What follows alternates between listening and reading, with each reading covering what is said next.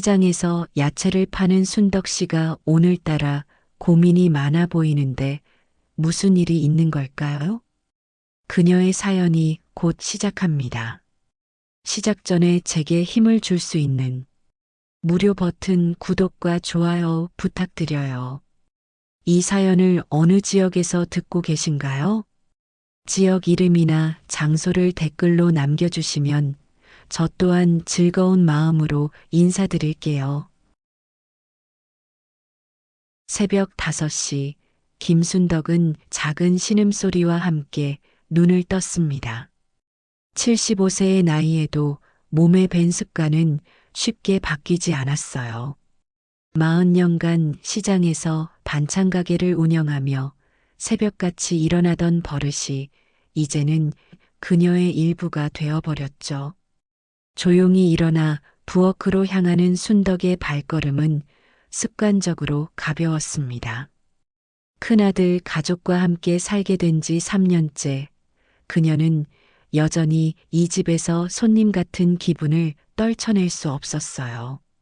며느리 윤미래가 선택한 깔끔하고 모던한 인테리어는 순덕에게는 어딘지 모르게 차갑게만 느껴졌습니다. 부엌에서 미역국을 끓이며 순덕은 자꾸만 옛날 생각에 잠겼어요.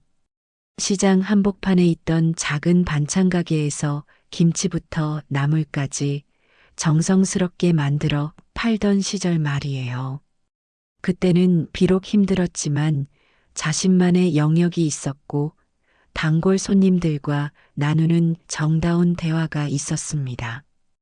어머니, 벌써 일어나셨어요? 미래의 목소리가 들려왔어요. 순덕은 깜짝 놀라며 고개를 돌렸습니다. 며느리는 단정한 잠옷 차림으로 부엌 입구에 서 있었죠.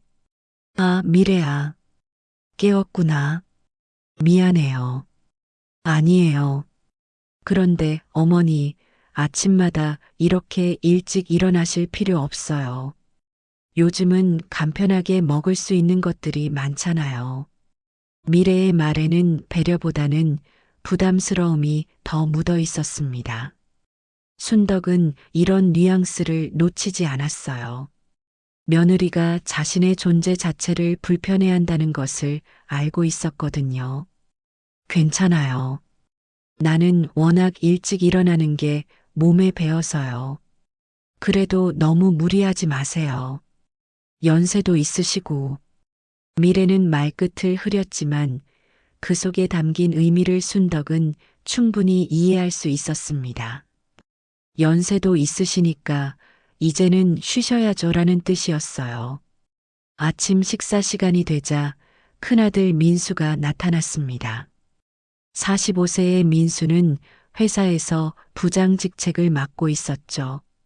순덕이 정성스럽게 차린 상을 보며 민수는 미소를 지었어요.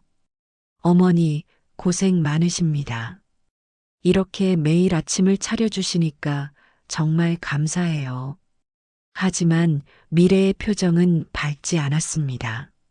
남편 앞에서는 내색하지 않았지만 순덕은 며느리의 불편한 마음을 느낄 수 있었어요. 여보, 어머니께서 너무 무리하시는 것 같아요. 연세도 있으시고 해서 좀 더 편히 지내셨으면 해요. 미래가 조심스럽게 말을 꺼냈습니다. 민수는 숟가락을 멈추고 어머니를 바라보았어요. 어머니, 몸은 괜찮으세요? 나는 괜찮아. 이런 일이 몸에 배어 있어서 안 하면 오히려 이상해. 순덕은 웃으며 대답했지만 마음 한편으로는 씁쓸함을 감출 수 없었습니다. 자신이 이 집에서 할 수 있는 일이 점점 줄어들고 있다는 느낌이 들었거든요. 점심시간, 미래는 동네 카페에서 주부 친구들과 만났습니다. 아이들 이야기, 남편 이야기가 오가던 중 자연스럽게 시어머니 이야기가 나왔어요. 요즘은 대부분 따로 사시잖아. 시어머니랑 같이 사는 게 정말 힘들어. 미래가 한숨을 쉬며 말했습니다. 정말 그럴 것 같아. 나도 상상만 해도 답답해져. 친구들도 공감의 목소리를 냈어요. 우리 시어머니는 새벽마다 일어나서 아침을 차려주시는데 솔직히 부담스러워. 그냥 편하게 잠자고 싶은데. 아이고, 그건 좀 심하다. 요즘 세상에 누가 시어머니와 살아? 맞아. 다들 따로 살거나 아니면 좋은 요양원에 모시잖아. 친구들의 말에 미래는 고개를 끄덕였습니다. 사실 그녀도 비슷한 생각을 하고 있었거든요. 요양원도 요즘은 정말 좋대. 시설도 좋고 프로그램도 다양하고 오히려 집에 계시는 것보다 나을 수도 있어. 그러게. 전문적인 케어도 받을 수 있고 또래분들과 어울릴 수도 있고 미래는 친구들의 말을 들으며 마음속으로 계획을 세우기 시작했어요. 시어머니를 설득할 수 있는 방법을 찾아야겠다고 생각했습니다. 집으로 돌아온 미래는 인터넷에서 요양원 정보를 검색하기 시작했어요.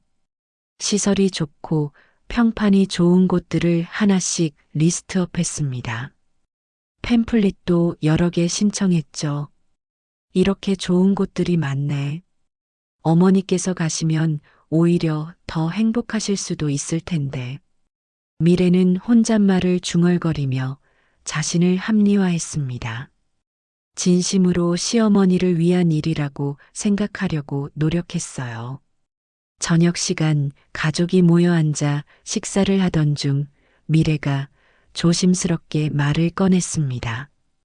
어머니, 요즘 시니어 복지 시설들이 정말 좋아졌더라고요. 다양한 프로그램도 있고 전문적인 건강 관리도 받을 수 있고 순덕은 며느리의 말을 들으며 가슴이 서늘해지는 것을 느꼈습니다. 결국 이런 이야기가 나올 줄 알았어요. 그래, 그런 곳들이 좋아졌다니 다행이네. 순덕은 담담하게 대답했지만 마음속으로는 큰 상처를 받았습니다. 며느리가 자신을 원하지 않는다는 것을 분명히 느낄 수 있었거든요. 밤이 깊어갈수록 순덕의 마음은 더욱 무거워졌습니다. 평생 자식들을 위해 살아왔는데 이제는 짐이 되어버린 것 같은 기분이었어요. 창밖을 바라보며 순덕은 깊은 한숨을 내쉬었습니다. 며칠이 지나자 미래는 더욱 적극적으로 행동에 나섰습니다. 순덕이 장을 보러 나간 사이 미래는 남편 민수에게 진지한 이야기를 꺼냈어요. 여보, 어머니 일로 이야기할 게 있어요. 민수는 소파에 앉아 신문을 보고 있었는데 아내의 심각한 표정을 보며 신문을 내려놓았습니다. 무슨 일이야? 어머니 연세도 있으시고 요즘 보니까 많이 힘들어 하시는 것 같아요. 새벽마다 일어나서 무리하시고 미래는 조심스럽게 말을 시작했어요. 사실 순덕이 힘들어한다기보다는 자신이 힘들었지만 시어머니를 걱정하는 며느리의 모습으로 포장했습니다. 그래, 어머니가 힘들다고 하셨어? 직접 말씀은 안 하시지만 보면 알잖아요. 그리고 요즘은 전문적인 케어를 받을 수 있는 곳들이 많아졌더라고요. 미래는 미리 준비한 요양원 팸플릿들을 꺼내 보였습니다. 깔끔하고 고급스러운 시설 사진들과 다양한 프로그램 소개가 담긴 자료들이었어요. 이런 곳들을 보니까 어머니께서 가시면 오히려 더 행복하실 수도 있을 것 같아요. 또래분들과 어울리실 수도 있고 건강 관리도 체계적으로 받으실 수 있고 민수는 팸플릿을 넘겨보며 고민에 빠졌습니다. 어머니에 대한 효도 마음과 현실적인 편의성 사이에서 갈등하고 있었어요. 그런데 어머니가 과연 좋아하실까? 처음에는 어색하시겠지만 적응하시면 분명히 좋아하실 거예요. 여기 보세요. 원예 치료도 있고 요리 교실도 있고 미래는 열성적으로 설명했습니다. 하지만 마음 한편으로는 죄책감도 느끼고 있었어요. 시어머니를 내보내려는 자신의 진짜 속마음을 남편에게 숨기고 있다는 것을 알고 있었거든요. 그날 저녁 가족이 모여 저녁을 먹던 중 미래가 본격적으로 화두를 꺼냈습니다. 어머니, 오늘 시니어 복지시설에 대해 좀 알아봤는데요. 순덕은 수저를 든 손이 살짝 멈췄지만 태연한 척했어요. 그래, 요즘은 정말 시설이 좋더라고요. 개인 방도 호텔 같고 식사도 영양사가 관리하고 무엇보다 또래분들과 함께 지내시니까 외롭지도 않으실 것 같아요. 민수도 아내의 말에 동조했습니다. 어머니, 한번 견학이라도 가보시는 게 어떨까요? 구경 삼아서요. 순덕은 속으로 깊은 한숨을 쉬었습니다. 결국 자신을 내보내려는 계획이 구체화되고 있다는 것을 느꼈어요. 하지만 내색하지 않고 차분하게 대답했습니다. 그런 곳들이 좋아졌다니 다행이네요. 나중에 정말 필요할 때 참고하겠어요. 어머니, 나중이 아니라 지금부터 알아보시는 게 좋을 것 같아요. 미래의 목소리에는 조급함이 묻어 있었어요. 어머니 연세도 있으시고 전문적인 케어가 필요한 시기인 것 같거든요. 집에서는 아무래도 한계가 있잖아요. 순덕은 며느리의 말을 들으며 가슴이 아팠습니다. 자신이 이 집에서 환영받지 못한다는 것을 이렇게 직접적으로 느끼게 되다니요. 미래야, 내가 그렇게 불편했니? 순덕이 조용히 물었습니다. 미래는 순간 당황했어요. 너무 직접적인 질문이었거든요. 아, 아니에요, 어머니. 불편한 게 아니라 어머니를 위해서 하는 말이에요. 나를 위해서? 네, 어머니께서 더 행복하실 수 있는 환경이라고 생각해요. 여기서는 혼자 계실 때가 많으시잖아요.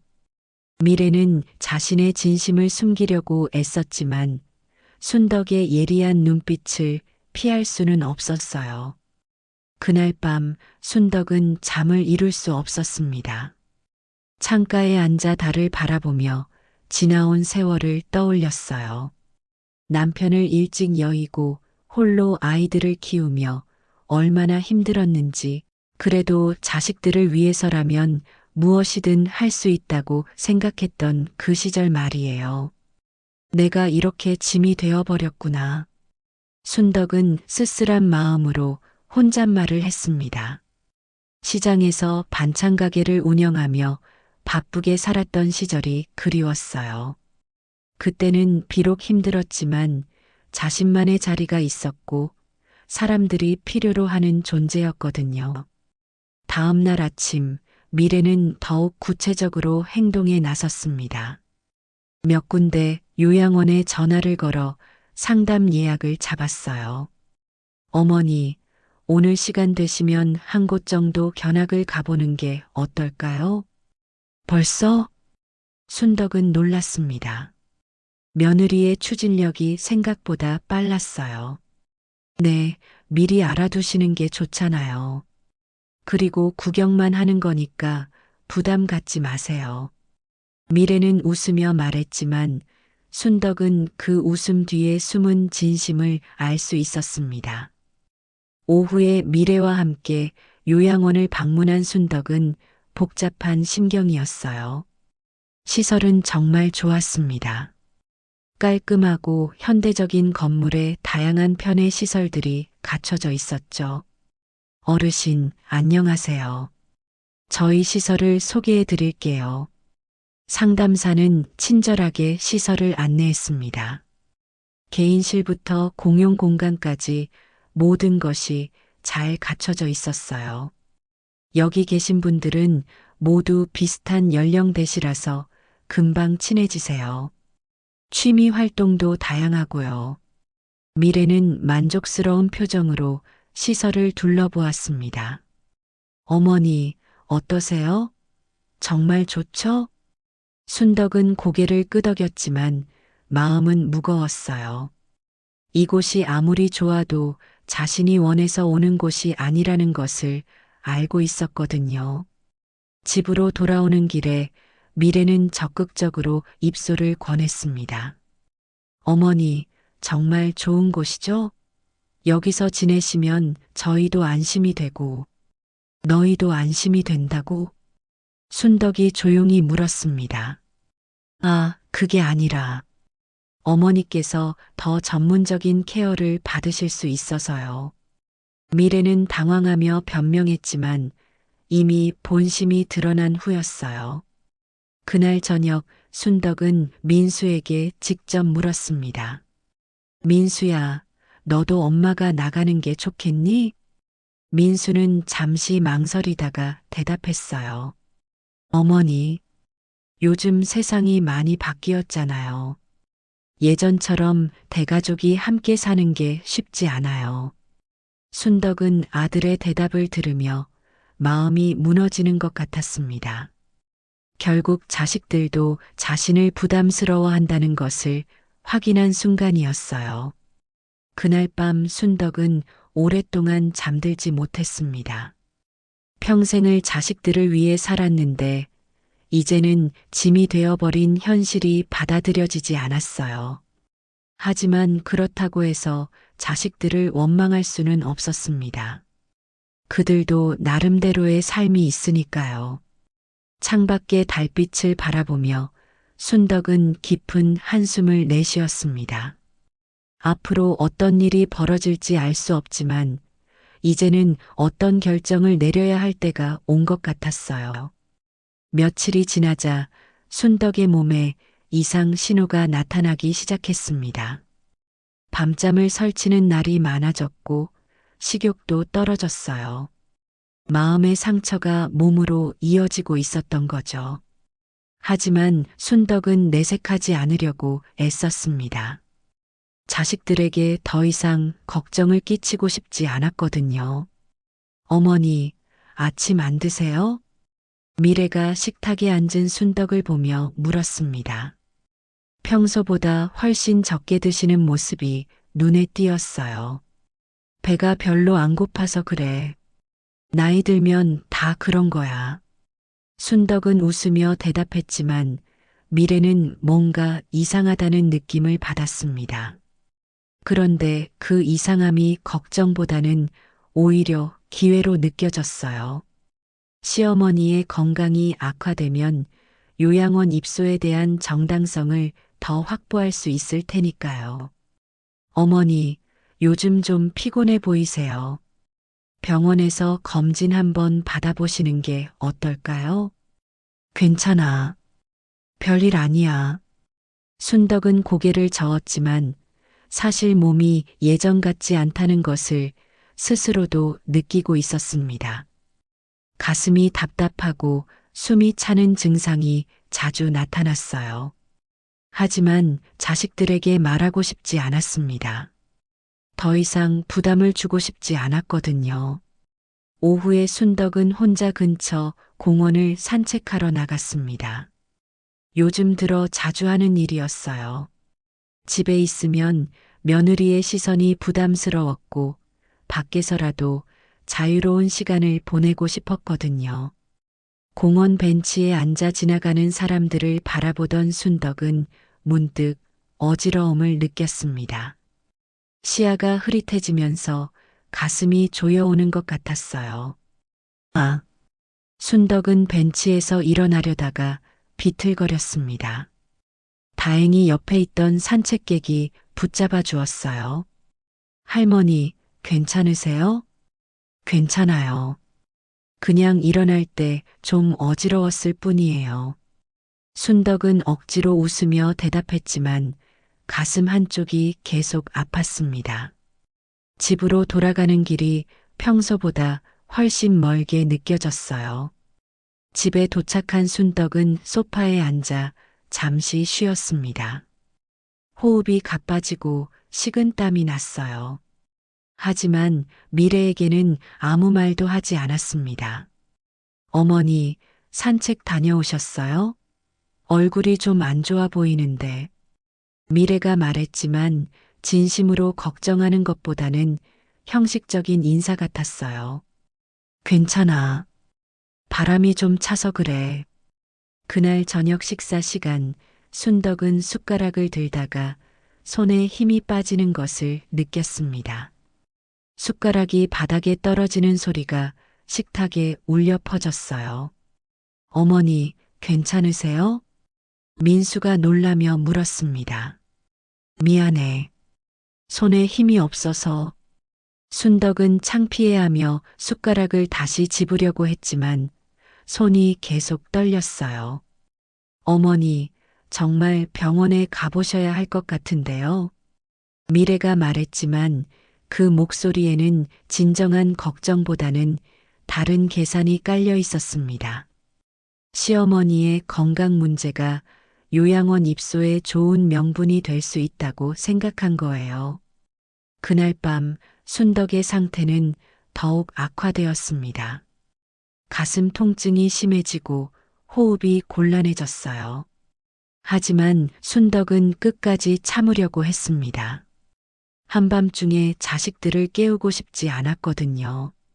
새벽 3시쯤 참을 수 없을 만큼 아파진 순덕은 화장실에 가려고 일어났습니다. 하지만 몇 걸음 걷지도 못하고 바닥에 쓰러졌어요. 순덕의 신음소리가 새벽 정적을 깼습니다. 다행히 민수가 그 소리를 들었어요. 어머니. 민수가 급하게 달려와 보니 순덕이 바닥에 쓰러져 있었습니다. 의식은 있었지만 얼굴이 창백했고 식은 땀을 흘리고 있었어요. 여보, 어머니가 쓰러지셨어. 민수의 다급한 목소리에 미래도 잠에서 깨어났습니다. 상황을 파악한 미래는 즉시 119에 신고했어요. 네, 75세 할머니가 갑자기 쓰러지셨는데요. 의식은 있지만 호흡이 가빠지고 구급차가 도착할 때까지 민수는 어머니의 손을 꽉 잡고 있었습니다. 어머니, 괜찮으세요? 곧 병원에 가요. 순덕은 아들의 목소리를 들으며 안도감을 느꼈습니다. 아무리 며느리가 자신을 부담스러워해도 아들만큼은 여전히 자신을 걱정해주고 있다는 것을 알 수 있었거든요. 응급실로 이송된 순덕은 각종 검사를 받았습니다. 의사의 진단은 스트레스성 협심증이었어요. 심한 정신적 스트레스로 인해 심장에 무리가 온 것이었습니다. 환자분이 최근에 큰 스트레스를 받으셨나요? 의사가 민수에게 물었습니다. 특별히 그런 일은 없었는데요. 민수는 고개를 갸우뚱했지만 미래는 뭔가 찜찜한 기분이었어요. 혹시 자신들이 요양원 이야기를 계속한 것이 시어머니에게 스트레스가 되었을까 하는 생각이 들었거든요. 일단 안정을 취하시면서 경과를 지켜봐야겠습니다. 몇 일 입원하셔야 할 것 같아요. 의사의 말을 들은 미래는 복잡한 심경이었습니다. 시어머니가 아프신 것은 걱정스럽지만 한편으로는 이제 요양원 입소를 더 적극적으로 추진할 수 있는 기회라는 생각도 들었어요. 병실에서 산소 마스크를 쓰고 누워있는 순덕을 보며 민수는 마음이 아팠습니다. 어머니, 왜 아프다고 말씀 안 하셨어요? 괜찮을 줄 알았어. 너희한테 걱정 끼치고 싶지 않았거든. 순덕의 말을 들은 민수는 가슴이 먹먹해졌어요. 어머니가 자신들을 얼마나 배려하고 계셨는지 느낄 수 있었거든요. 미래는 병실 한쪽에서 이 상황을 바라보며 계획을 세우고 있었습니다. 시어머니의 건강이 이렇게 악화된 이상 집에서 돌보는 것보다는 전문적인 케어를 받을 수 있는 곳으로 모시는 게 당연하다고 생각했어요. 여보, 이제 정말 전문적인 돌봄이 필요한 것 같아요. 미래가 민수에게 조심스럽게 말했습니다. 그러게요. 집에서는 한계가 있을 것 같네요. 민수도 아내의 말에 동의했어요. 어머니의 건강을 생각하면 요양원이 더 나은 선택일 수도 있다고 생각했거든요. 하지만 순덕은 이런 대화를 모두 듣고 있었습니다. 산소 마스크 너머로 들려오는 자식들의 이야기에 마음이 더욱 아팠어요. 결국 자신의 병이 요양원 입소의 빌미가 되고 있다는 것을 알 수 있었거든요. 그날 밤 순덕은 병실에서 혼자 눈물을 흘렸습니다. 평생 자식들을 위해 살아왔는데 이제는 정말로 짐이 되어버린 것 같았어요. 하지만 그렇다고 해서 자식들을 원망할 수는 없었습니다. 그들도 나름대로 최선을 다하고 있다는 것을 알고 있었거든요. 창밖으로 보이는 도시의 불빛들이 흐릿하게 번져 보였습니다. 순덕은 이제 정말로 인생의 마지막 단계에 접어든 것 같은 기분이었어요. 순덕이 입원한 지 사흘째, 미래는 마침내 자신의 계획을 실행에 옮기기로 결심했습니다. 의사가 순덕의 상태가 안정되었다고 했지만 퇴원 후에도 지속적인 관리가 필요하다고 했거든요.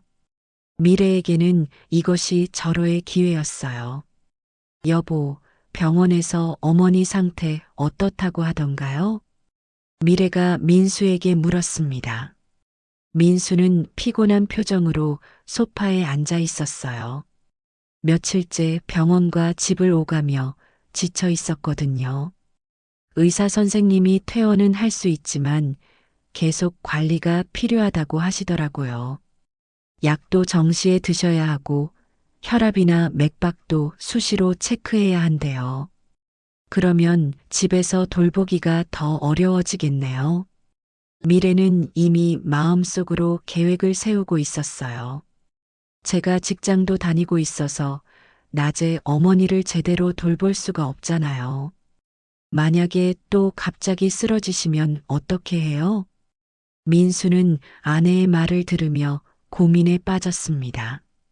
사실 그도 같은 걱정을 하고 있었거든요. 그렇긴 하지. 낮에 혼자 계시다가 무슨 일이라도 생기면. 여보, 이제 정말 진지하게 생각해 봐야 할 것 같아요. 전문적인 케어를 받을 수 있는 곳으로 모시는 것도 어머니를 위한 일일 수 있어요. 미래는 조심스럽게 말을 꺼냈지만 속으로는 이번 기회를 놓치지 않겠다고 다짐하고 있었어요. 다음 날 순덕이 검사를 받으러 가서 병실을 비운 사이 미래는 민수에게 더욱 적극적으로 설득 작업을 벌였습니다. 여보, 어제 요양원에 전화해서 상담받아봤어요. 벌써? 민수는 아내의 빠른 행동에 놀랐어요. 어머니 상황을 설명하니까 바로 입소 가능하다고 하더라고요. 특히 어머니처럼 의료진의 지속적인 관리가 필요한 분들을 위한 프로그램이 잘 되어 있대요. 미래는 미리 준비한 자료들을 보여주었습니다. 의료진이 상주하는 고급 요양원의 팸플릿과 상담 내용을 정리한 메모들이었어요. 이런 곳이면 24시간 의료진이 있어서 안전하고 영양 관리도 체계적으로 해주고 무엇보다 어머니 같은 상황의 분들이 많아서 외롭지 않으실 거예요.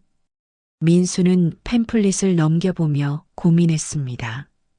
시설은 정말 좋아 보였어요. 집에서 제대로 돌볼 자신도 없었고요. 그런데 어머니가 원하실까? 처음에는 어색하시겠지만 적응하시면 분명히 좋아하실 거예요. 그리고 지금 어머니 상태로는 전문적인 케어가 정말 필요하잖아요. 미래는 남편의 마음을 움직이기 위해 최선을 다했습니다. 여보, 솔직히 말해서 제가 어머니를 제대로 돌볼 자신이 없어요. 만약에 제가 실수해서 어머니께 무슨 일이라도 생기면 어떻게 해요? 이 말이 민수의 마음을 움직였어요. 아내도 나름대로 걱정하고 있다고 생각했거든요. 그럼 일단 상담부터 받아보자. 이미 약속 잡아놨어요. 오늘 오후에 담당자가 병원으로 오기로 했어요. 미래의 치밀한 준비에 민수는 감탄하면서도 약간의 부담을 느꼈어요. 하지만 어머니의 안전을 생각하면 나쁘지 않은 선택 같았습니다. 오후에 요양원 상담사가 병원을 찾아왔습니다. 중년 여성인 상담사는 전문적이고 친근한 모습이었어요. 안녕하세요. 실버케어 요양원 김상담사입니다. 안녕하세요. 전화로 상담받았던 윤미래입니다. 미래는 미리 준비한 질문들을 쏟아냈습니다. 의료 서비스, 식단 관리, 응급 상황 대응 등 모든 것을 꼼꼼히 확인했어요. 저희는 의료진이 24시간 상주하고 있고 특히 심장질환 어르신들을 위한 특별 프로그램이 있습니다. 상담사의 설명을 들으며 민수는 점점 마음이 기울었어요. 정말 집에서보다 안전할 것 같았거든요. 그런데 입소는 언제쯤 가능한가요? 미래가 물었습니다. 서류만 준비되면 바로 가능합니다. 다만 어르신이 퇴원하신 후에 적응 기간이 필요하니까 미리 준비해 두시는 게 좋을 것 같아요. 그럼 지금 서류 작성해도 될까요?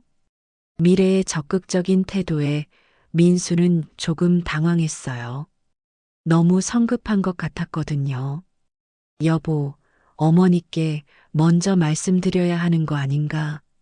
물론이죠. 하지만 서류는 미리 준비해 놓을 수 있잖아요. 어머니께서 동의하시면 바로 진행할 수 있게요. 미래는 남편을 설득했습니다. 사실 순덕에게 선택권을 주지 않겠다는 속셈이었어요. 결국 민수는 아내의 뜻에 따라 입소 신청서를 작성했습니다. 순덕의 개인정보부터 건강상태, 보호자 정보까지 모든 것을 기입했어요. 보증금은 얼마나 되나요? 1천만 원이고 월 이용료는 200만 원입니다. 상담사의 말에 민수는 부담을 느꼈지만 미래는 이미 계산을 끝내놓고 있었어요. 괜찮아요. 어머니의 건강이 우선이잖아요. 모든 서류 작성이 끝나자 상담사는 입소 예정일을 잡자고 제안했습니다. 어르신이 퇴원하시고 일주일 정도 적응 기간을 가진 후에 입소하시는 게 어떨까요? 좋습니다. 그렇게 하죠.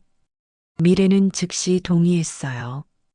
민수는 모든 일이 너무 빨리 진행되는 것 같아 불안했지만 아내가 어머니를 위해 이렇게 신경 써주는 것에 고마움을 느꼈습니다. 상담사가 떠난 후 미래는 혼자 남아 계획을 정리했어요. 이제 순덕에게 기정사실로 통보하기만 하면 되었습니다. 물론 처음에는 반대하실 테지만 건강상 어쩔 수 없다고 하면 결국 받아들이실 거라고 생각했어요. 그날 저녁 순덕이 검사에서 돌아왔을 때 미래는 자연스럽게 화제를 꺼냈습니다.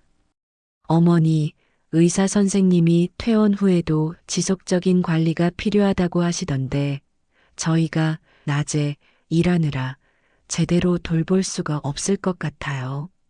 순덕은 며느리의 말에서 불길한 예감을 느꼈습니다. 괜찮아. 나 혼자서도 잘 지낼 수 있어. 어머니, 만약에 또 갑자기 쓰러지시면 어떻게 해요? 이번에는 다행히 민수가 있어서 빨리 병원에 올 수 있었지만 낮에 혼자 계실 때는 미래의 말에 민수도 끼어들었어요. 어머니, 사실 저희가 알아본 곳이 있어요. 의료진이 상주하는 곳이라서 정말 안전하고. 순덕은 아들의 말을 듣는 순간 마음이 무너지는 것을 느꼈습니다. 결국 자신들이 모든 것을 정해놓고 통보하는 것이었어요. 너희들이 이미 다 정해놓았구나. 순덕의 목소리에는 깊은 실망이 묻어 있었습니다. 어머니, 그게 아니라 어머니의 안전을 위해서, 내 안전을 위해서라고. 순덕은 쓴웃음을 지었어요. 자식들이 자신을 내보내면서도 그럴듯한 명분을 만들어내는 것이 서글펐습니다. 어머니, 정말 좋은 곳이에요.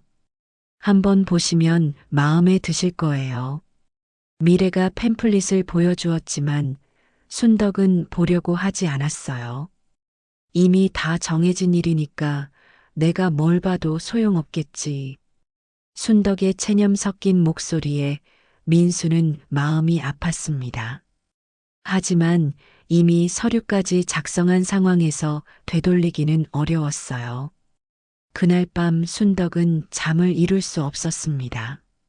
자식들이 자신 없이 모든 것을 결정해버린 현실이 받아들여지지 않았어요. 평생 자식들을 위해 살았는데 이제는 정말로 짐이 되어버린 것 같았습니다. 창밖으로 보이는 병원 정원의 나무들이 바람에 흔들리고 있었어요. 순덕은 그 모습을 보며 자신의 처지와 비슷하다고 생각했습니다. 바람에 이리저리 흔들리는 나뭇잎처럼 자신도 자식들의 뜻에 따라 이리저리 휘둘리고 있는 것 같았거든요. 퇴원을 이틀 앞둔 날, 순덕은 병실에서 멍하니 창밖을 바라보고 있었습니다. 마음은 이미 체념 상태였어요. 자식들이 정해놓은 길을 따를 수밖에 없다고 생각했거든요. 미래는 이미 요양원 입소 날짜까지 확정지어 놓았고 필요한 물건들도 미리 준비해 두었습니다. 어머니, 점심 드세요. 간병인이 식사를 가져다 주었지만 순덕은 입맛이 없었어요. 이런 상황에서 음식이 목으로 넘어갈 리 없었거든요. 할머니, 많이 드셔야 빨리 나으세요. 고맙습니다. 근데 별로 배가 안 고파서요. 순덕은 억지로 미소를 지으며 대답했습니다. 간병인에게까지 걱정을 끼치고 싶지 않았어요. 오후 2시쯤 병실 문을 노크하는 소리가 들렸습니다. 순덕은 미래나 민수가 온 줄 알았어요. 하지만 문이 열리며 나타난 사람은 전혀 예상치 못한 인물이었습니다. 정장을 깔끔하게 차려입은 50대 남성이 정중하게 인사를 하며 들어왔어요. 손에는 고급스러운 꽃바구니와 과일 선물 세트를 들고 있었습니다. 어머님, 안녕하세요. 그 남자는 순덕을 보자마자 깊숙이 고개를 숙여 인사했어요. 마치 매우 중요한 분을 대하는 듯한 정중한 태도였습니다. 누구세요? 순덕은 당황스러웠어요. 이런 정중한 인사를 받을 만한 처지가 아니라고 생각했거든요. 현대건설 개발사업부 김상무입니다. 어머님께서 편찮으시다는 소식을 듣고 문안 인사드리러 왔습니다. 김상무라고 소개한 남자는 순덕 앞에서 또 한 번 정중하게 인사했어요. 현대건설이요? 저를 왜? 순덕은 더욱 어리둥절했습니다. 자신과 현대건설이 무슨 관련이 있는지 전혀 이해할 수 없었거든요. 어머님, 혹시 기억하지 못하시나요? 강남구 신사동 그 자리 말입니다. 김상무의 말에 순덕의 눈이 조금 커졌어요.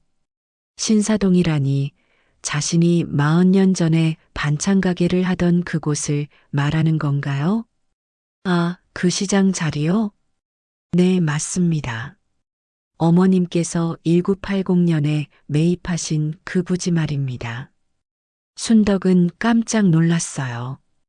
그 오래된 일을 이 사람이 어떻게 알고 있는 건지 신기했거든요. 그런데 그게 지금 무슨 상관이 있나요?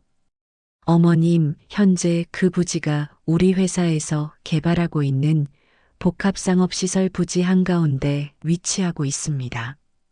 김상무는 가방에서 서류를 꺼내 보여주었어요. 그곳에는 신사동 일대의 개발 계획도가 자세히 그려져 있었습니다. 이게 뭔가요? 어머님께서 소유하고 계신 부지를 중심으로 한 대규모 재개발 프로젝트입니다. 총 사업비가 3천억 원 규모예요. 순덕은 서류를 들여다보았지만 복잡한 도면과 숫자들이 이해되지 않았어요. 그래서 저한테 왜 오신 거예요? 어머님, 솔직히 말씀드리면 저희가 그 부지를 매입하고 싶어서 몇 년째 연락을 드리려고 했는데 연락처를 찾을 수가 없었어요. 그러다가 이번에 어머님께서 입원하셨다는 소식을 듣고 김상무는 조심스럽게 말을 이어갔습니다.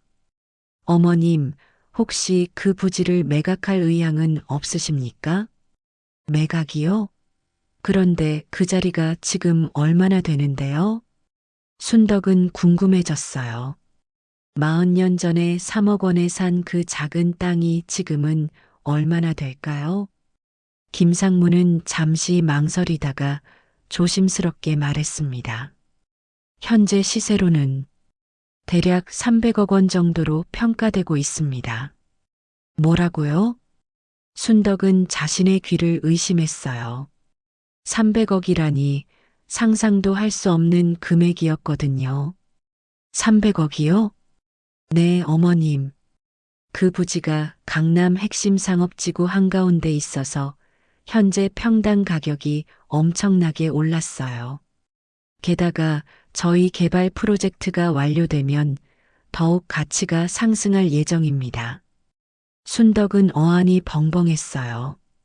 자신이 반찬가게 하던 그 작은 땅이 300억이라니 믿어지지 않았습니다. 정말 그렇게 될까요? 어머님, 이건 공식적인 감정평가 결과입니다. 김상무는 또 다른 서류를 보여주었어요. 공인중개사사무소와 감정평가법인의 도장이 찍힌 정식 서류였습니다. 그때 병실 문이 열리며 미래와 민수가 들어왔습니다. 그들은 병실에 있는 낯선 남자를 보고 당황했어요.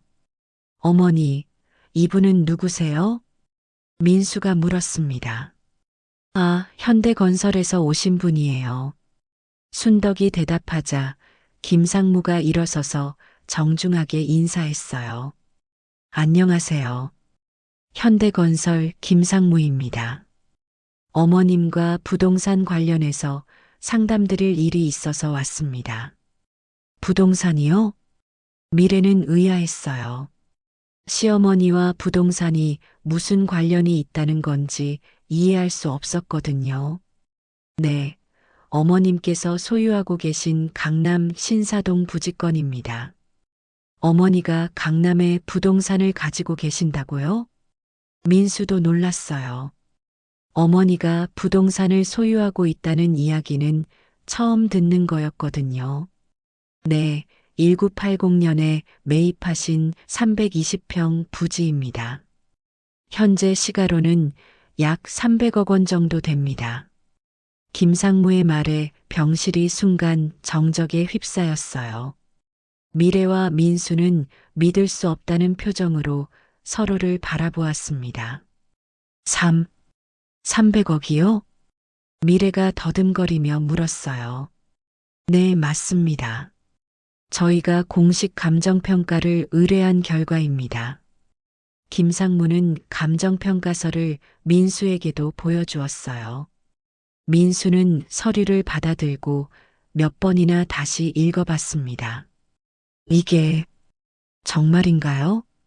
물론입니다. 어머님께서 소유하고 계신 부지가 현재 강남에서도 가장 핫한 지역에 위치하고 있어요. 저희 회사에서도 몇 년째 매입을 추진하고 있었는데 연락처를 찾지 못해서 어려움을 겪고 있었습니다. 미래는 김상무의 말을 들으며 머릿속이 복잡해졌어요. 시어머니가 300억 원의 부동산을 소유하고 있다니 상상도 못한 일이었거든요. 그런데 어머니는 왜 그런 말씀을 안 하셨어요? 민수가 어머니를 바라보며 물었습니다. 나도 그게 그렇게 될 줄 몰랐어. 그냥 옛날에 가게 하던 자리였는데 순덕도 아직 현실감이 없었어요. 자신이 그런 큰 부자가 되었다는 게 믿어지지 않았거든요. 어머님, 혹시 매각 의향이 있으시면 저희 회사에서 최고가로 매입하겠습니다. 김상무가 다시 제안했어요. 아니면 개발 프로젝트에 참여하셔서 수익을 분배받는 방법도 있습니다. 그렇게 되면 앞으로 더 큰 수익을 기대할 수 있어요. 미래와 민수는 이 모든 상황이 꿈 같았어요. 불과 몇 시간 전까지만 해도 시어머니를 요양원에 보낼 계획을 세우고 있었는데 갑자기 300억 원의 부동산 소유주라니 현실감이 없었습니다.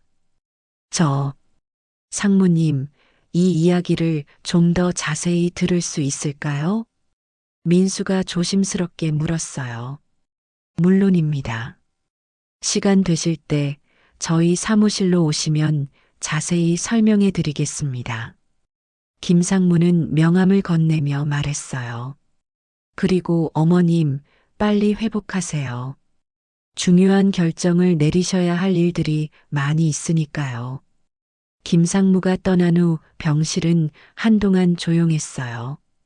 모두들 방금 일어난 일을 소화하지 못하고 있었거든요. 순덕은 창밖을 바라보며 신기한 기분이었어요. 평생 가난하게 살았다고 생각했는데 알고 보니 자신이 상상도 못할 부자였다니 정말 신기했습니다. 하지만 동시에 씁쓸한 마음도 들었어요. 자식들이 자신을 돈 때문에 달리 대할까봐 걱정되었거든요. 김상무가 떠난 후 미래는 밤잠을 이룰 수 없었습니다. 시어머니가 300억 원의 부동산을 소유하고 있다는 사실이 믿어지지 않았어요. 혹시 사기가 아닐까 하는 의심도 들었지만 김상무가 보여준 서류들은 너무나 정식으로 보였거든요. 다음 날 아침 미래는 민수보다 일찍 일어나 인터넷 검색을 시작했어요. 현대건설 개발사업부, 강남 신사동 재개발, 김상무까지 모든 것을 확인해 보았습니다. 신사동 대규모 복합상업시설 개발 착공, 현대건설, 강남 신사동의 3천억 규모 프로젝트 추진. 검색 결과는 김상무의 말을 뒷받침하고 있었어요. 정말로 그 지역에서 대규모 개발이 진행되고 있었습니다. 여보, 일찍 일어났네? 민수가 부엌으로 나오며 말했어요. 잠이 안 와서요. 어제 그 이야기 생각하느라. 나도 그래. 정말 믿어지지 않아. 민수도 밤새 잠을 설쳤다고 했어요. 여보, 우리 한번 확인해 보는 게 어떨까요? 정말인지 말이에요. 어떻게? 일단 그 김상무라는 사람이 정말 현대건설 직원인지부터 확인해 봐요. 미래는 김상무가 남기고 간 명함을 다시 살펴보았습니다. 회사 전화번호와 이메일 주소가 적혀 있었어요. 현대건설에 전화해서 김상무라는 사람이 정말 있는지 물어볼게요. 미래는 즉시 현대건설 대표번호로 전화를 걸었어요. 안녕하세요. 현대건설입니다. 안녕하세요. 개발사업부 김상무님과 연결해 주세요. 네, 잠시만 기다려 주세요. 잠시 후 김상무의 목소리가 들려왔어요. 네, 김상무입니다. 어제 병원에서 뵌 윤미래입니다. 아, 안녕하세요. 어머님 상태는 어떠신가요? 김상무의 자연스러운 반응에 미래는 일단 안도했어요. 적어도 가짜는 아닌 것 같았거든요. 네, 괜찮으세요. 그런데 어제 말씀하신 부동산 건을 좀 더 자세히 알고 싶어서요. 당연하죠. 언제 시간 되실 때 저희 사무실로 오시면 자세히 설명해 드리겠습니다. 전화를 끄는 미래는 이제 진짜 확인해 봐야겠다고 생각했어요. 오후에 민수와 함께 현대건설을 방문하기로 했습니다. 현대건설 강남 사무소는 생각보다 웅장했어요. 로비부터 고급스러운 분위기가 물씬 풍겼습니다. 안녕하세요. 약속하신 윤미래, 민수 씨죠? 김상무가 직접 로비로 나와서 맞이했어요. 네, 안녕하세요. 김상무는 그들을 개발사업부 회의실로 안내했습니다. 벽면에는 각종 개발 프로젝트 모형들이 전시되어 있었어요.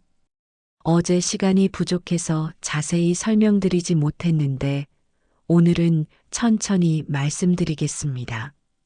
김상무는 대형 모니터를 켜고 신사동 개발 프로젝트에 대해 설명하기 시작했어요.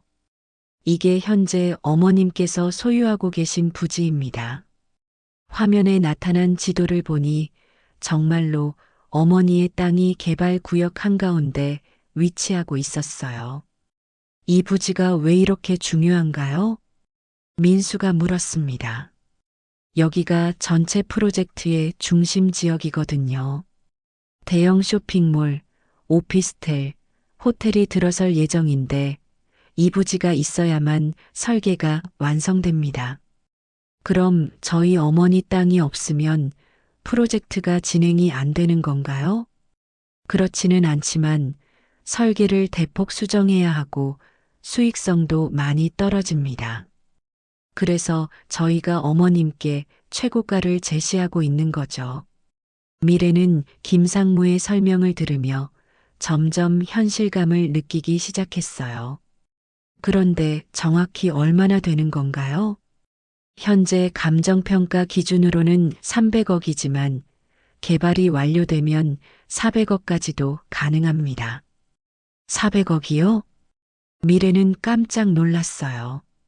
어제 들었던 300억도 충격적이었는데 400억이라니요. 네, 하지만 개발 완료까지는 5년 정도 걸립니다. 지금 매각하시면 300억을 현금으로 받으실 수 있고요. 김상무는 계산기를 꺼내 구체적인 숫자들을 보여주었어요. 300억을 현금으로 받으시면 은행 금리만 해도 연간 10억 정도의 이자 수익이 나옵니다. 미래와 민수는 서로를 바라보며 눈이 휘둥그레졌어요. 연간 10억의 이자라니 상상도 할 수 없는 금액이었거든요. 저희가 좀 더 자세히 알아보고 어머니와 상의해서 연락드리겠습니다. 물론입니다. 하지만 너무 오래 고민하지는 마세요. 다른 투자자들도 관심을 보이고 있거든요. 김상무의 말에 미래는 조급함을 느꼈어요. 혹시 이런 기회를 놓치면 어떻게 될까 하는 걱정이 들었거든요. 현대건설을 나온 후 미래와 민수는 근처 카페에 앉아 이야기를 나누었어요. 정말 대단하네. 어머니가 그런 부자셨다니. 민수는 아직도 믿어지지 않는다는 표정이었어요. 그런데 여보, 어머니가 왜 그런 말씀을 안 하셨을까요? 아마 본인도 모르셨을 거야. 그냥 옛날에 가게 하던 자리라고만 생각하셨겠지. 그런데 이제 어떻게 해야 하죠? 요양원 이야기도 그렇고, 미래는 갑자기 복잡해진 상황을 정리하지 못하고 있었어요. 며칠 전까지만 해도 시어머니를 요양원에 보내려고 했는데 갑자기 300억 원의 부동산 소유주가 되었으니까요. 일단 요양원 이야기는 접어둬야겠어. 민수가 말했어요. 그렇죠. 이런 상황에서 요양원에 가시라고 할 수는 없잖아요. 미래도 동의했지만 마음 한편으로는 아쉬움도 있었어요.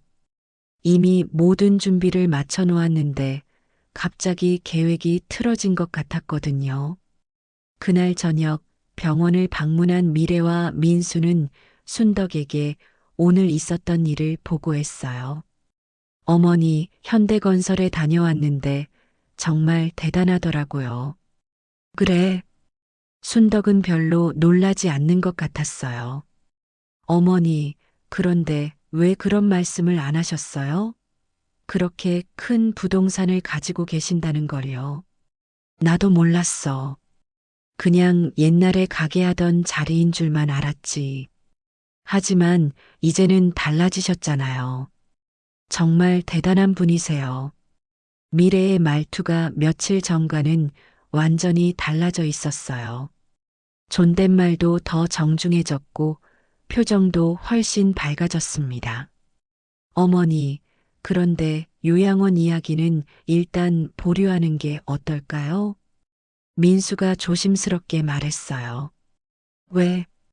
이런 중요한 부동산 건이 있으니까 어머니께서 직접 결정하셔야 할 것들이 많잖아요. 순덕은 아들의 말을 들으며 쓴웃음을 지었어요. 결국 돈 때문에 태도가 바뀌는 것이구나 하는 생각이 들었거든요. 그래, 알겠다.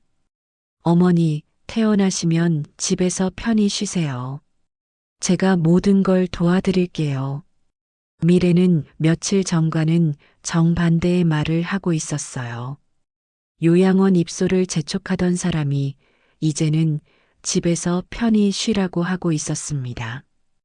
그날 밤 순덕은 창밖을 바라보며 복잡한 심경이었어요. 갑자기 300억 원의 부자가 되었다는 것도 신기했지만 그보다는 자식들의 변화된 태도가 더 신경 쓰였습니다. 돈이 있으니까 갑자기 대우가 달라지는 현실이 씁쓸했어요. 며칠 전까지만 해도 짐이라고 여겼던 자신을 이제는 소중하게 대하는 것 같았거든요. 돈이 이렇게 중요한 건가? 순덕은 혼잣말을 중얼거리며 깊은 한숨을 내쉬었습니다. 행복해야 할 상황인데 왜 이렇게 마음이 무거운지 모르겠었어요. 퇴원 당일 집으로 돌아온 순덕을 맞이하는 분위기는 완전히 달라져 있었습니다. 미래는 아침 일찍부터 집안을 깔끔하게 정리하고 순덕이 좋아할 만한 음식들을 정성스럽게 준비해 놓았어요. 어머니, 집에 오신 것을 환영해요. 편히 쉬세요. 미래의 목소리는 며칠 전과는 천지 차이였어요. 정중하고 다정한 말투였습니다. 고마워요. 순덕은 담담하게 대답했지만 마음속으로는 복잡했어요. 이런 대접을 받는 이유가 자신의 재산 때문이라는 것을 알고 있었거든요. 오후에 김상무가 다시 집을 방문했습니다. 이번에는 더욱 많은 서류들을 가지고 왔어요. 어머님, 좀 더 자세한 자료를 가져왔습니다. 김상무는 거실 테이블 위에 여러 개의 파일을 펼쳤어요. 감정평가서, 개발계획서, 수익 예상표 등이 포함되어 있었습니다. 이게 어머님 부지에 대한 최근 3년간의 가격 변동 추이입니다. 그래프를 보니 놀라웠어요. 20년 전까지만 해도 10억 정도였던 가격이 최근 들어 급격히 상승해서 300억에 이른 것이었습니다. 그런데 왜 이렇게 갑자기 올랐나요? 민수가 궁금해했어요. 강남 개발이 본격화되면서 그쪽 지역이 핵심 상업지구로 부상했거든요. 특히 지하철 연결과 대형 쇼핑몰 계획이 발표된 후 가격이 폭등했습니다. 그럼 앞으로도 계속 오를까요? 미래가 관심 있게 물었어요.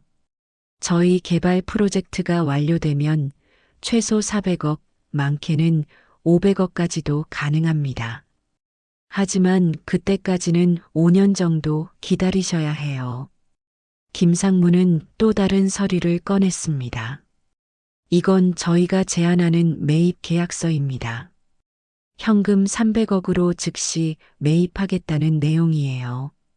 순덕은 계약서를 받아서 들여다보았지만 복잡한 법률 용어들이 이해되지 않았어요. 이걸 어떻게 해야 할까요? 천천히 검토해 보시고 결정하세요.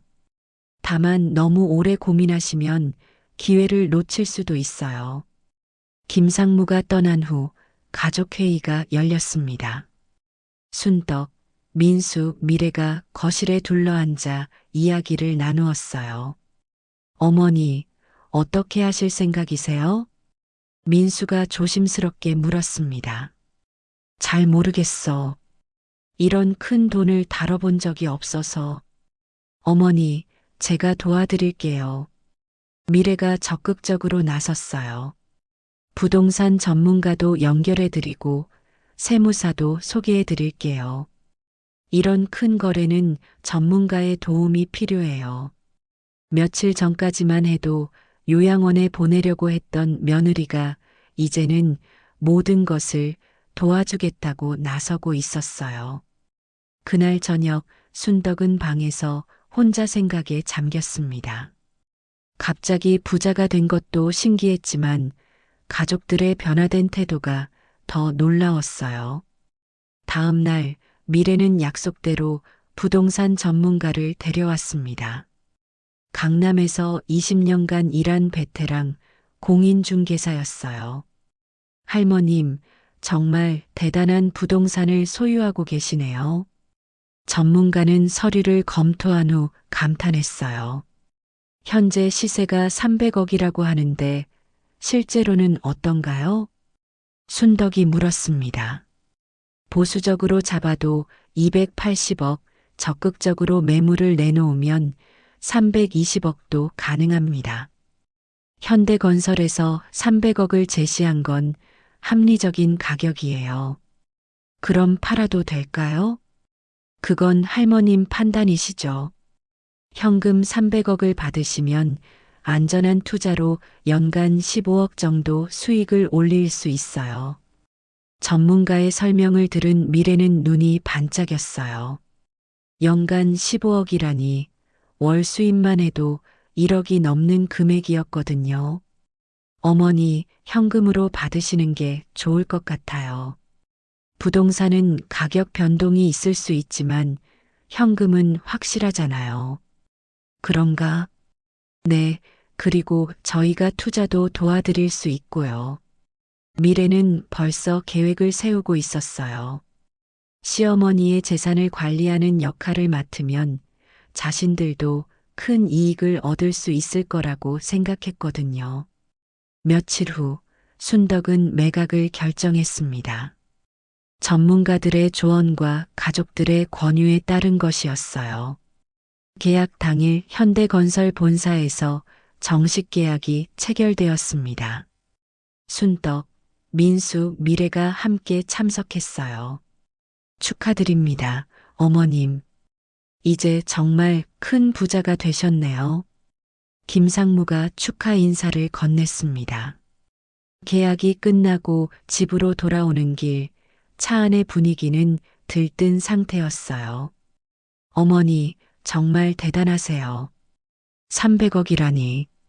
민수도 아직 실감이 나지 않는다고 했어요. 어머니, 이제 정말 편히 지내실 수 있겠어요. 원하시는 건 뭐든지 하실 수 있잖아요. 미래의 말에 순덕은 쓴웃음을 지었어요. 그런데 말이야. 순덕이 갑자기 말을 꺼냈습니다. 며칠 전까지만 해도 나를 요양원에 보내려고 했잖아. 순간 차 안이 조용해졌어요. 미래와 민수는 할 말을 잃었습니다. 어머니, 그건 아니야, 이해해. 너희들 입장에서는 당연한 생각이었을 거야. 순덕의 목소리는 담담했지만 그 안에는 깊은 서운함이 묻어 있었어요. 하지만 생각해 보니까 참 신기하더라. 돈이 없을 때는 짐이었는데 돈이 있으니까 갑자기 소중한 사람이 되었구나. 어머니, 그런 게 아니에요. 저희는 항상 미래가 변명하려고 했지만 순덕이 손을 들어 막았어요. 괜찮아.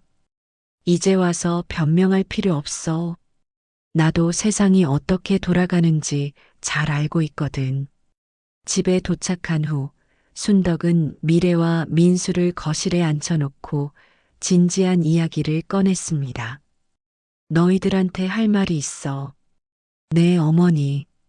이 돈을 가지고 뭘 할지는 내가 결정할 거야. 너희들이 기대하는 것처럼 그냥 물려주거나 하지는 않을 거야. 미래와 민수는 당황했어요. 당연히 자신들이 상속받을 거라고 생각했거든요. 어머니, 무슨 말씀이세요? 이 돈으로 의미 있는 일을 하고 싶어. 나처럼 어려운 처지에 있는 노인들을 도와주고 싶거든. 어머니, 그것도 좋지만 가족부터 생각하셔야죠. 미래가 조급하게 말했어요. 가족을 생각한다고? 순덕이 미래를 바라보며 물었어요. 너는 며칠 전까지만 해도 나를 요양원에 보내려고 혈안이 되어 있었잖아. 그게 가족을 생각하는 거였어? 미래는 할 말을 잃었어요. 시어머니의 지적이 전곡을 찔렀거든요.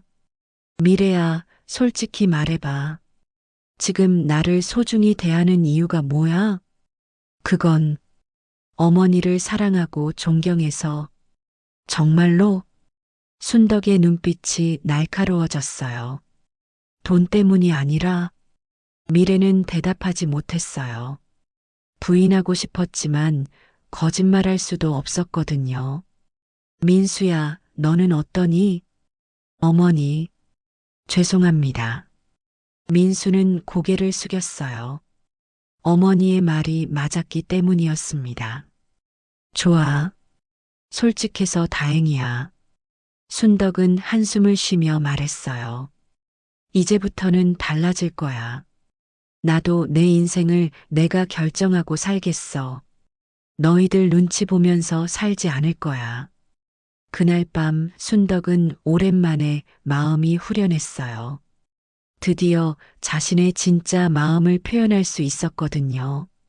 돈이 생긴 것보다도 이제 당당하게 살 수 있다는 것이 더 기뻤습니다. 미래와 민수는 각자의 방에서 복잡한 심경으로 밤을 보냈어요.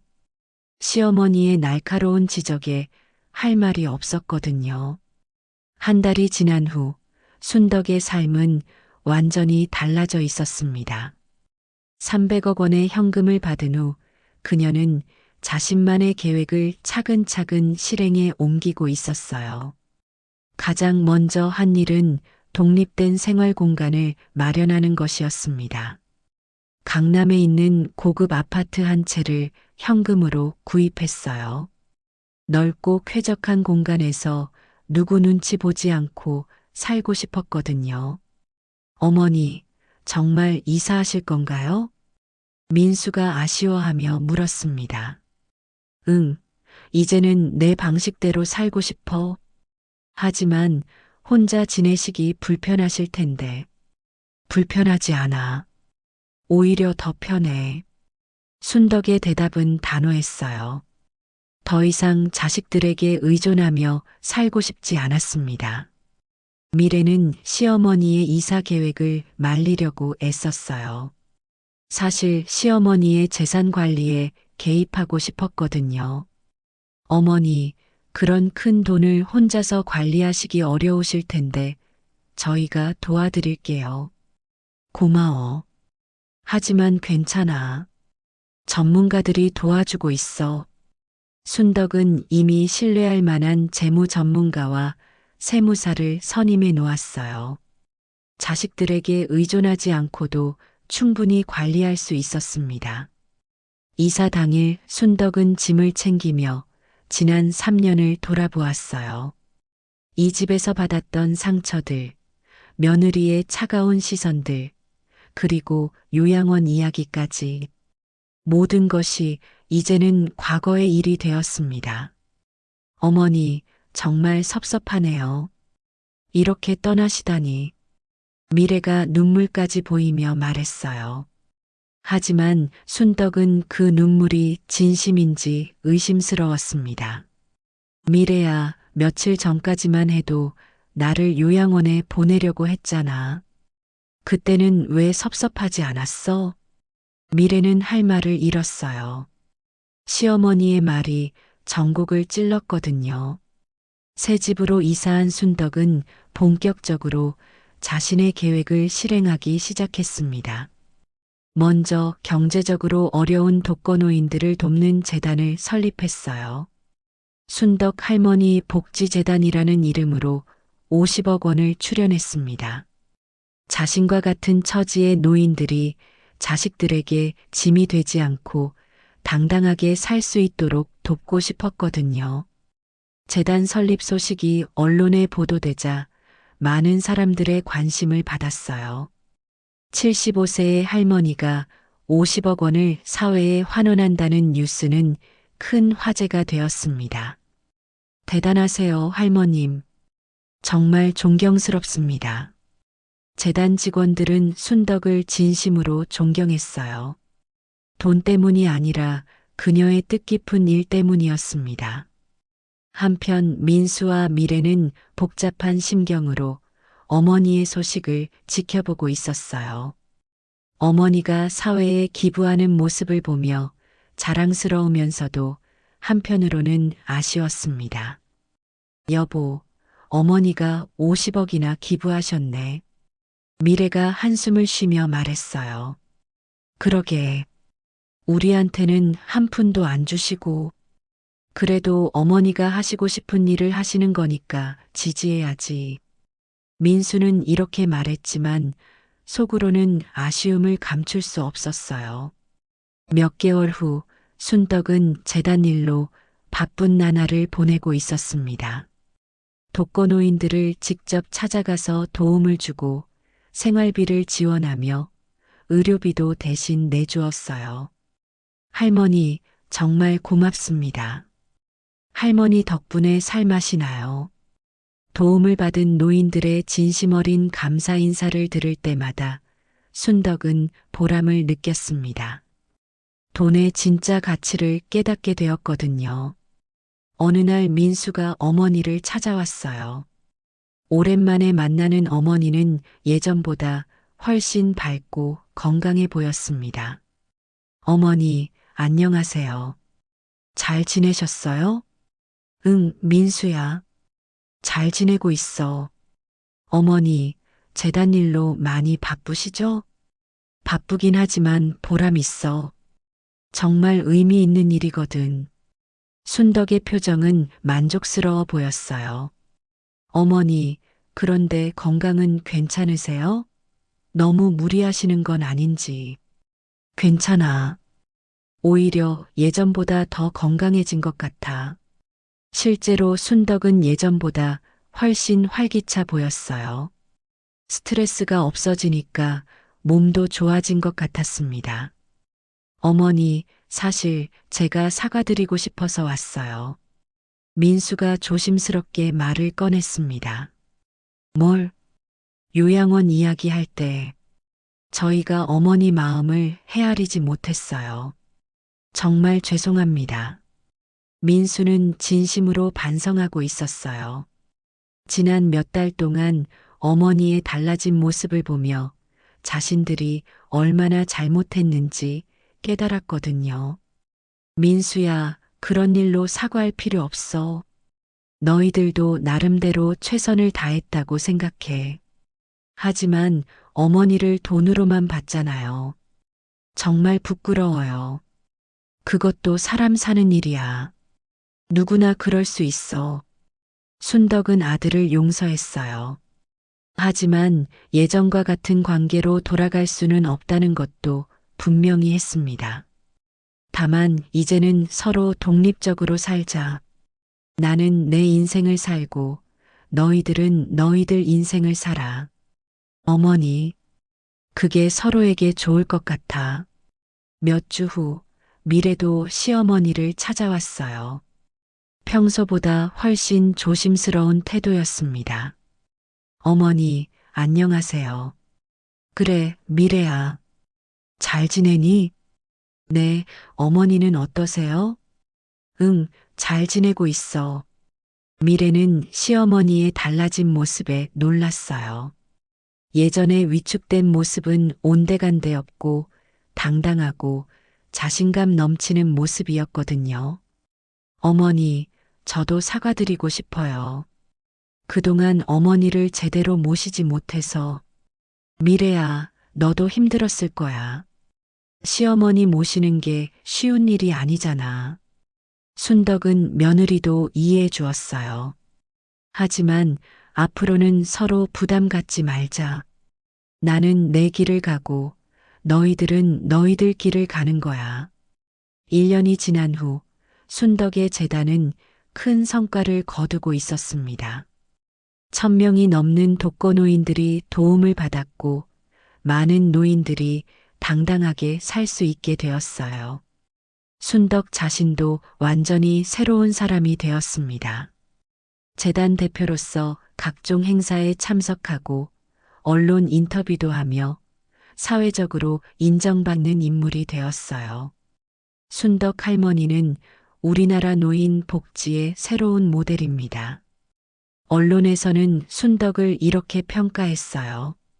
어느 날 저녁 순덕은 넓은 거실에서 차를 마시며 지난 일들을 돌아보았습니다.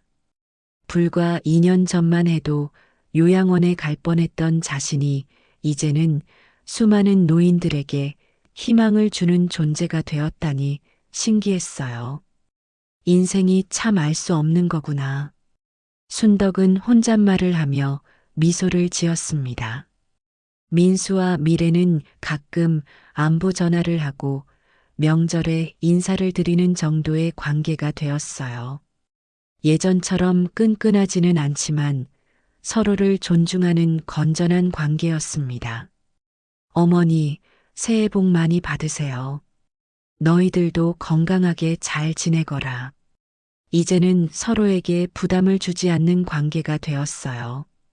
순덕의 이야기는 많은 사람들에게 교훈을 주었습니다. 나이가 들어도 새로운 시작이 가능하다는 것, 진정한 가족의 의미가 무엇인지, 그리고 돈의 진짜 가치가 무엇인지를 보여주었거든요. 지금도 순덕은 재단에서 열심히 일하고 있습니다. 자신과 같은 처지의 노인들을 돕기 위해서 말이에요. 그녀의 얼굴에는 진정한 행복이 넘쳐나고 있어요. 결국 순덕은 깨달았습니다. 진짜 부자는 돈이 많은 사람이 아니라 자신의 뜻대로 살 수 있는 사람이라는 것을 말이에요. 그리고 진정한 가족은 이해관계가 아닌 진심으로 맺어지는 관계라는 것도 깨달았습니다.